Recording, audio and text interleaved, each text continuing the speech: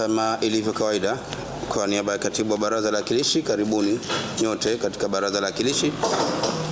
Na mkutano wetu huu ni kwa ajili ya kutoa taarifa inayohusiana na mkutano wa 3 wa Baraza la 11 la Wawakilishi. Mkutano huu unatarajiwa kuwa ni mkutano hasa wa kushughulika na bajeti ya serikali.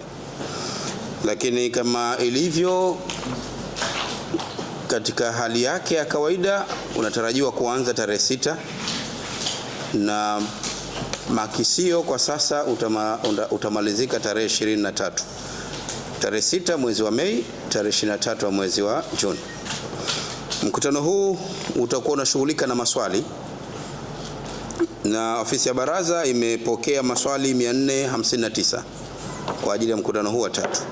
Lakini kwa mujibu wa kanuni zetu, maswali yanayobakia katika mkutano ambayo hayakupata fursa ya kuulizwa huwa yanaulizwa katika mkutano unaofuata.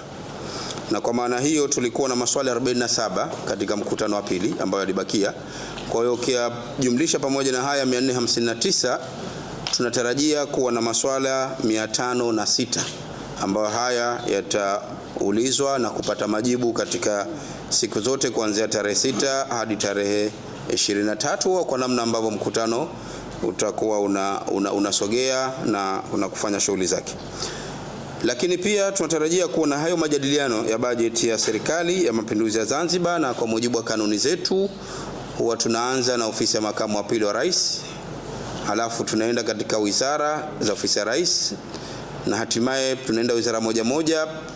Tunatarajia pia tutapokea na kujadili bajeti kuu ya serikali, na hatimaye kama ilivyo utaratibu pia kutoka kuna miswada ya sheria, ambayo sheria ya fedha ya mwaka 2026 pamoja na sheria makadirio ya matumizi, ambao ni utaratibu wa kibajeti kabisa. Lakini pia mpaka sasa tumepokea taarifa ya serikali inayohusiana na hali ya dawa za kulevya Zanzibar ya mwaka 2024. Huu ni mkutano wa bajeti na utaratibu unaelekeza kuanza kwa shughuli za kibajeti hadi zimalizike. Kwa hiyo hizi shughuli nyingine tunatarajia zitakuja baada ya kumaliza kwa shughuli za bajeti, kama hiyo niliyozungumza, taarifa ya dawa za kulevya. Lakini kama ikitokezea jambo jingine lolote, wajumbe kwa kupitisha hoja ya kuweka kanuni kando, yanaweza kaamuliwa maamuzi mengineyo. Kwa hiyo kwa taarifa hizo, waandishi wa habari wetu tunapenda kuwajulisha ili na nyinyi mpate kuwajulisha wananchi wetu.